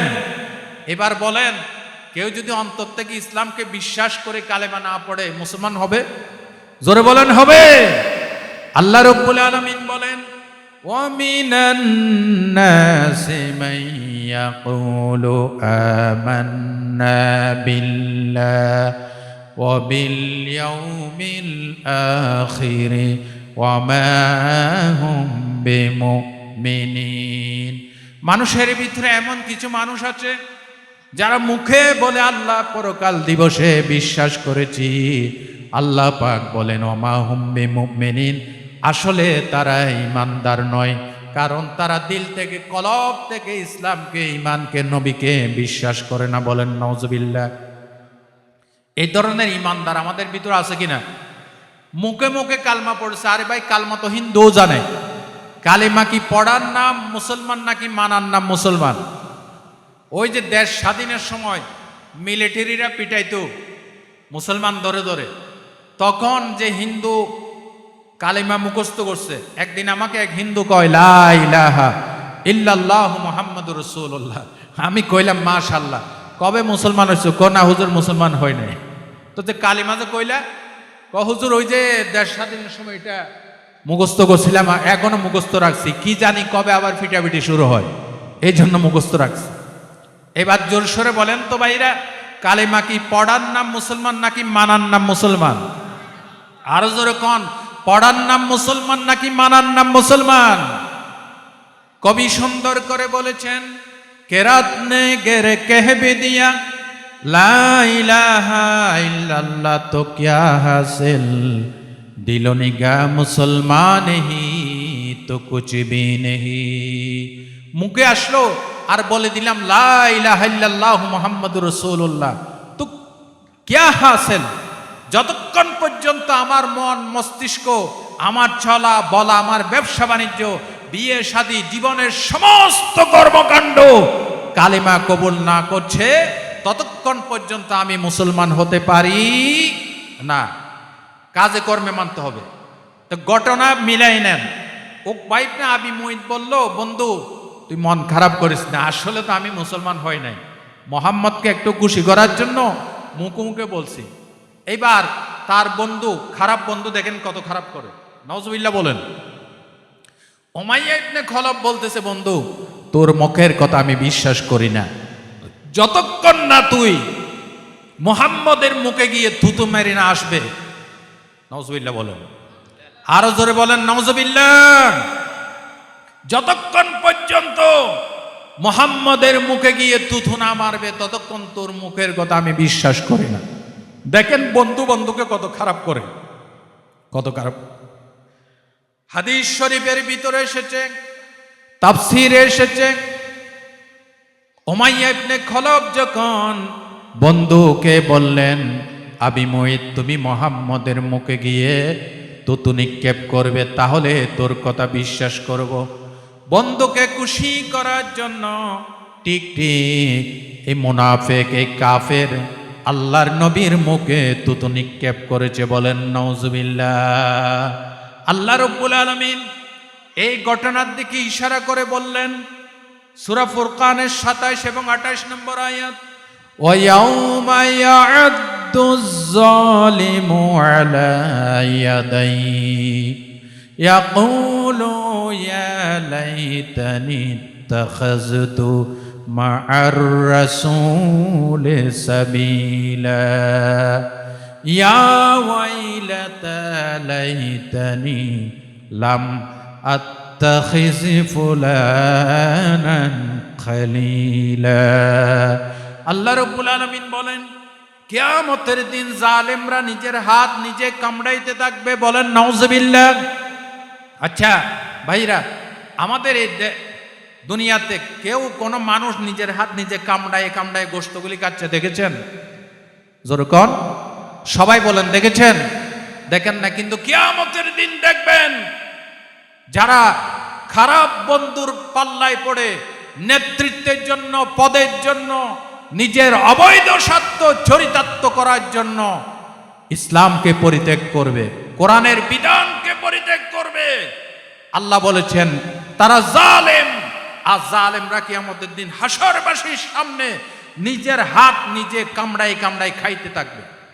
নাউজুবিল্লাহ বলেন। এটা কি আমি বলেছি নাকি আল্লাহ বলেছে? ওয়া ইয়াউমা ইয়া'আদ্দুজ যালিমু আলা ইয়াদাইহি ইয়াকুলু ইয়া লাইতানি ইত্তাখাযতু মা'আর রাসূলি সাবিলা। আফসোস, হাত কামড়াইতে থাকবে আর বলবে, আহারে যদি রসুলের পথে চলতাম, রসুলের পথে চলতাম, তাহলে আজকে আমাদের এই করুণ দশা হতো না। আর বলবে, ইয়া ওয়াইলাতা লাইতানি লাম আত্তাখিজ ফুলানান খলিলা। আহারে আফসোস, অমুক অমুককে যদি ইসলাম বিরোধীদেরকে বন্ধু না বানাইতাম, তাহলে আজকে আমার এই করুণ দশা হতো না। কি ভুলটা করলাম, অমুককে বন্ধু বানাইয়া। জোরে বলেন নাউজুবিল্লাহ। আরো জোরে বলেন নাউজুবিল্লাহ। তাহলে হেদায়েত লাভের চতুর্থ সত্য হচ্ছে ঈমানওয়ালা ইসলামওয়ালাদেরকে, নবীওয়ালাদেরকে বন্ধু বানাইতে হবে। ঠিক না? জোরে কোন ঠিক না? তাহলে বন্ধু বানাইতে হবে ঈমানওয়ালা ইসলামওয়ালা লোকদেরকে। বলেন ইনশাআল্লাহ। আল্লাহওয়ালাদেরকে যারা বন্ধু বানাইছে এরা ঠকে নাই, ঠকছে? জোরে বলেন ঠকেছে? যারা আল্লাহওয়ালাদেরকে বাদ দিয়ে দুনিয়াদারদেরকে বন্ধু বানাইছে, তাদের দুনিয়াও শেষ, আখিরাতও শেষ। তারা সুবিধা হইলে ইসলাম মানে, অসুবিধা হইলে মানে না। দেখবেন আমাদের ভিতরে কিছু লোক বিপদে পড়লে নামাজ পড়ে, মসজিদে আসে কয়েক ওয়াক্ত, বিপদ কেটে গেছে, এরপরে নামাজ নাই, ডুবুত্তি ন চিন্তা। জোরে বলেন নাউজুবিল্লাহ।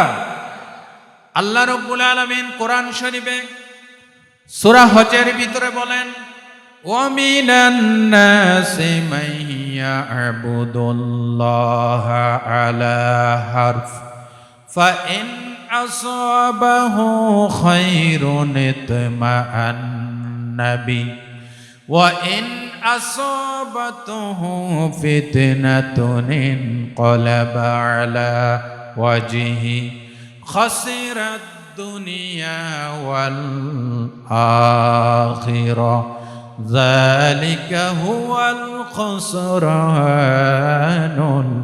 মুবিন। আল্লাহ রাব্বুল আলামিন বলেন, মানুষের ভিতরে এমন কিছু মানুষ আছে যাদের দ্বিধা দ্বন্দ্বে জড়িয়ে, সন্দেহের ভিতরে জড়িয়ে আল্লাহর ইবাদত করে। ফাইন আসাবাহু খাইর, তার যদি ভালো হয়, ব্যবসায় যদি লাভ হয়, নেতৃত্বে যদি লাভ হয়, দুনিয়াদারিতে যদি লাভ হয়, তাহলে আল্লাহর ইবাদত করে, ইসলাম মানে। ওয়াইন আসাবাতহু ফিতনাতুন ইনকালাবা আলা ওয়াজহি, আজ যখন বিপদ হয় ব্যবসার উপরে, বাড়ি ঘরের উপরে, সন্তানাদির উপরে, তখন ইসলাম থেকে দূরে সরে যায়। আল্লাহ বলেছেন চেহারা বিকৃত হয়ে যায়, তখন ইসলাম ভালো লাগে না। বরং অনেক ক্ষেত্রে এমন বলে, আজকে ইসলামের সাথে আসি বিদায় আমার ব্যবসা গেছে। জোরে কর নাউজুবিল্লাহ, আরো জোরে বলেন নাউজুবিল্লাহ।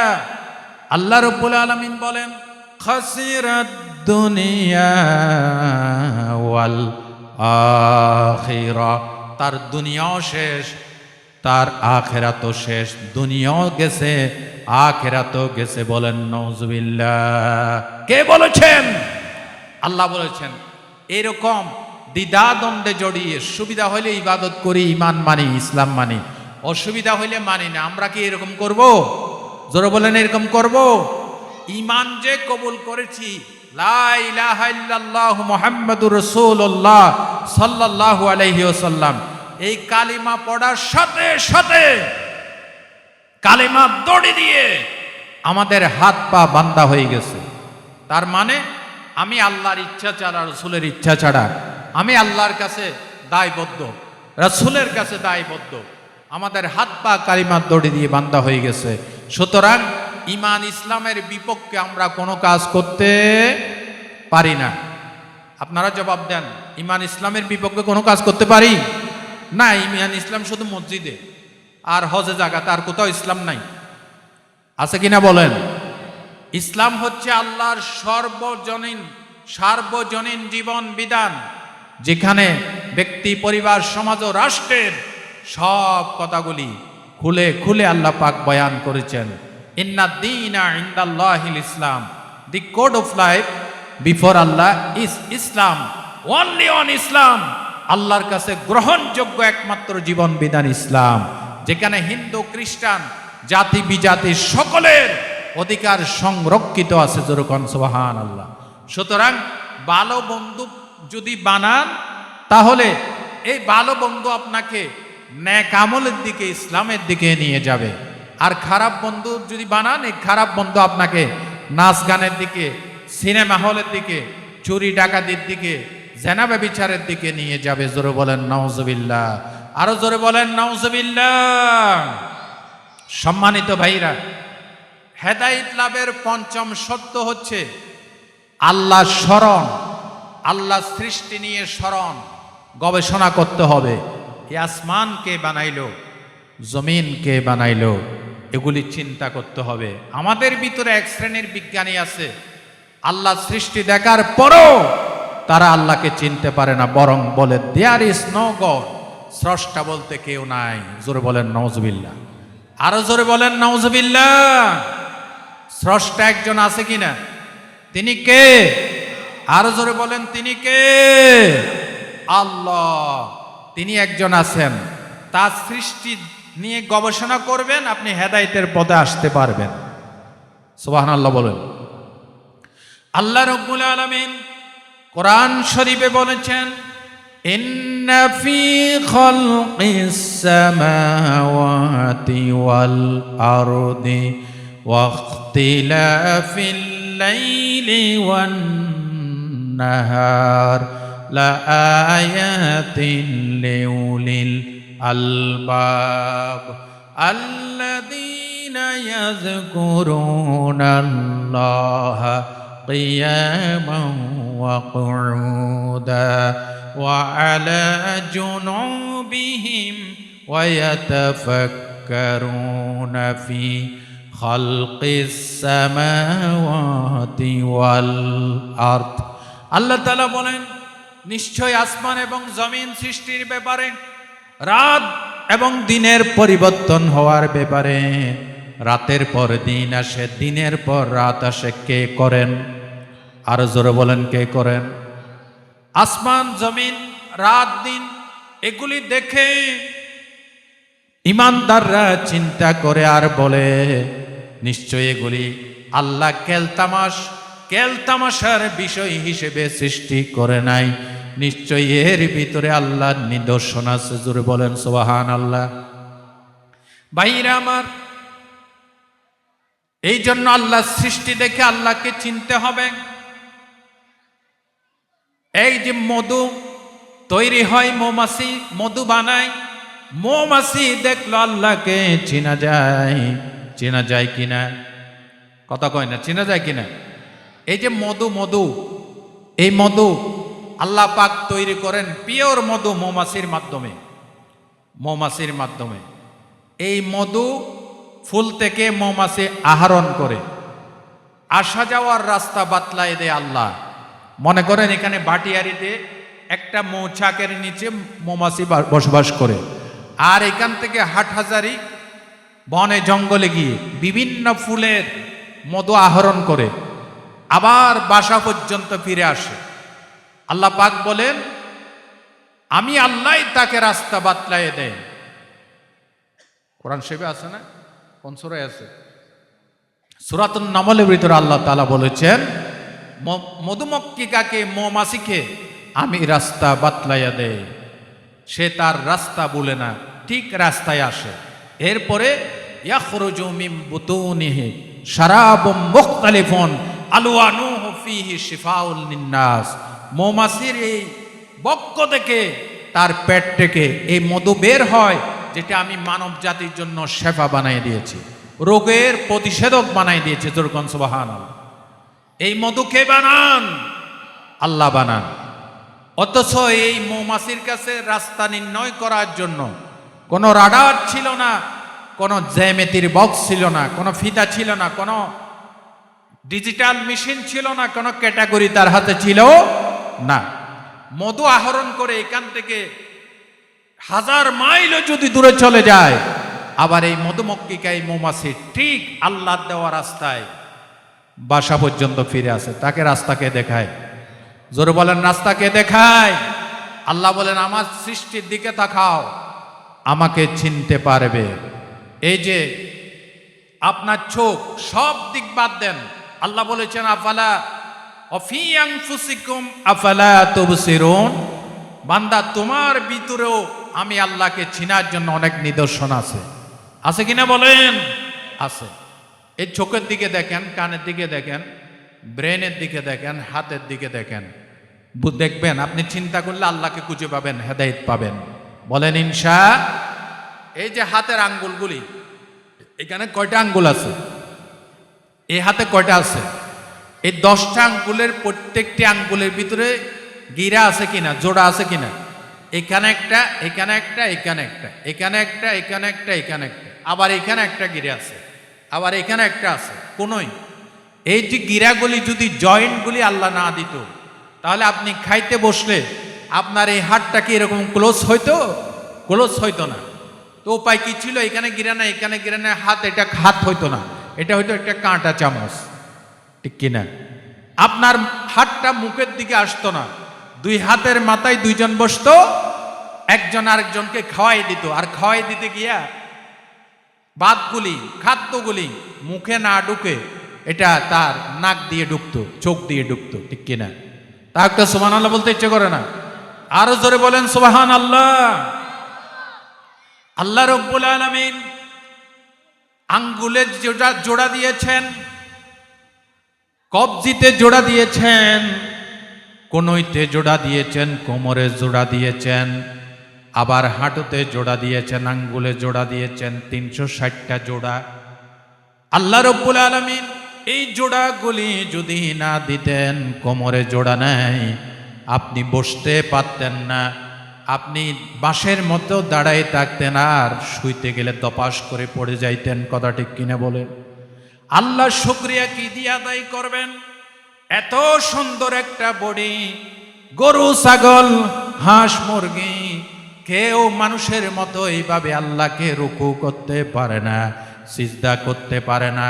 আল্লাহ পাক বলেন তোমার বডিতে আমি 360টা জোড়া দিয়েছি, জয়েন্ট দিয়েছি, বান্দা তুমি নামাজের ভিতরে পুরা বডি নিয়ে ক্লোজ হয়ে আমাকে সিজদা করতে পারো। আল্লাহু আকবার। পারে কিনা বলেন? মানুষ যেমনি ইচ্ছা তেমনি বসতে পারে, শুইতে পারে। এই মানুষ ছাড়া অন্য কোনো প্রাণী এরকম পার্শ্ব পরিবর্তন করতে, সিজদা করতে, রুকু করতে পারে? জোরে জোরে জবাব দেন, পারে? পারেন। আপনি একটা গরুকে যদি সিজদা দেওয়ানোর জন্য চেষ্টা করেন, সবাই মিলে চেষ্টা করলো, সিজদা দেওয়াইতে পারবেন? চারটা ঠ্যাং নিয়ে পা নিয়ে উল্টে পড়ে যাবে, সিজদা দিতে পারবে না। বনি আদম 5 ওয়াক্ত নামাজে তুমি আল্লাহকে সিজদা দিলে তোমার 360টা জোড়ার গিরার পুরা বডির শুকরিয়া আদায় হয়ে যায়। বলেন সুবহানাল্লাহ। এই জন্য সব দিক থেকে চোখ ঘুরাইয়া আল্লাহ পাক বলেন তোমার বডির দিকে তাকাও, আমি আল্লাহকে চিনতে পারবে, হেদায়েত হতে পারবে। কথা ঠিক কিনা বলেন? চোখের দিকে তাকান, এই যে দুইটা চোখ, কি সুন্দর সুন্দর দুইটা চোখ আল্লাহ রব্বুল আলামিন দান করেছেন।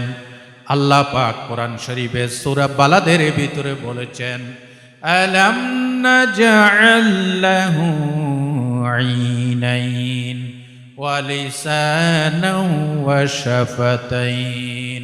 রব্বুল আলামিন বলেন, বান্দা আমি তোমাকে কি দুটি চক্ষু দেই নাই, দুইটা ঠোঁট দেই নাই, একটা জিহ্বা দেই নাই? কে বলতেছেন?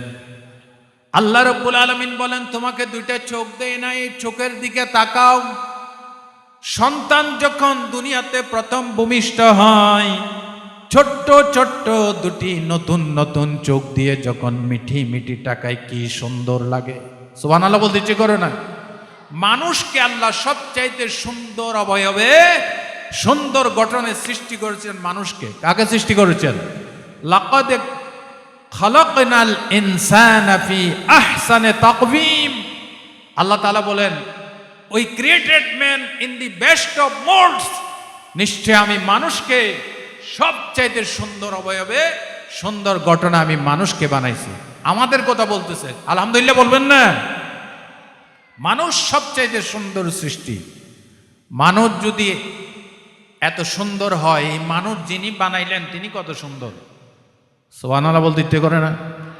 কোন শিল্পী, কোন কারিগর এত সুন্দর নিপুণতা দিয়ে, এত সুন্দর জয়েন্ট দিয়ে, এত সুন্দর কলা কৌশল দিয়ে, এত সুন্দর আর্ট করে, ডিজাইন করে এত সুন্দর মানুষ বানাইলেন? তিনি কে? তিনি কে? এই জন্য কবি মতিউর রহমান মল্লিক এত সুন্দর করে একটি গজলের মাধ্যমে আল্লাহ শুকরিয়া আদায় করলেন। আপনারা শুনে দেখি কত জোরে সোরে সুবহানাল্লাহ কইতে পারেন। আল্লাহ রাব্বুল আলামিন বলেন, বান্দা নিজের বডির দিকে তাকাও, হেদায়েত পাবে, আমাকে চিনতে পারবে। এই যে দুটি চোখ আল্লাহ রাব্বুল আলামিন দান করেছেন, এই চোখ পৃথিবীর কোনো ডাক্তার বানাইতে পারবে না, কোনো চিকিৎসা বিজ্ঞানী বানাইতে পারবে না। যার একটা চোখ নষ্ট হয়ে গেছে, চোখে ছানি এসেছে, চোখের জ্যোতি হারিয়ে ফেলেছে, অথবা যেই ব্যক্তি অন্ধ হয়ে গিয়েছে তাকে জিজ্ঞাসা করেন একটা চোখের দাম কত? ঠিক কিনা বলেন? চিকিৎসা বিজ্ঞানীরা বলেছেন, আমরা যে চোখ দিয়ে দেখি, নেগেটিভ দেখি, ওই নেগেটিভকে পজিটিভ বানাইয়া কোন আল্লাহ আমাদের চোখের সামনে হাজির করে দেয়? তিনি কে? তিনি কে? চিকিৎসা বিজ্ঞানীরা বলেছেন, মানুষের চোখের ভিতরে আল্লাহ রাব্বুল আলামিন ডান চোখে 13 কোটি ক্যামেরা ফিটিং করেছেন, আবার বাম চোখে 13 কোটি ক্যামেরা ফিটিং করে দিয়েছে। আল্লাহু আকবার। 13 দুগুণ 26 কোটি ক্যামেরা বনি আদমের এই চোখের ভিতরে আল্লাহ পাক ফিটিং করে দিয়েছেন। আল্লাহ শুকরিয়া আদায় করেন জোরে সোরে।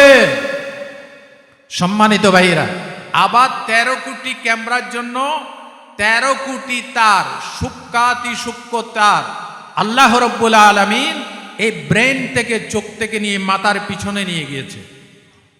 1.6 সেন্টিমিটার জায়গা দিয়ে, 1.6 সেন্টিমিটার কতটুকু হবে? তারের মতো মোটা হবে? আরো ছোট, সূক্ষ্মাতি সূক্ষ্ম। কোন কারিগর, কোন বিজ্ঞানী, কোন শিল্পী এত সুন্দর করে চোখকে সাজাইছেন? তিনি কে? আরো জোরে বলেন, তিনি কে? নামবেন, মদিনা দেখবেন, নিজের গর্ভধারী মায়ের চেহারার দিকে তাকাবেন, ভালো ভালো জিনিস দেখবেন, চোখের নেয়ামতের শুকর আদায় হবে।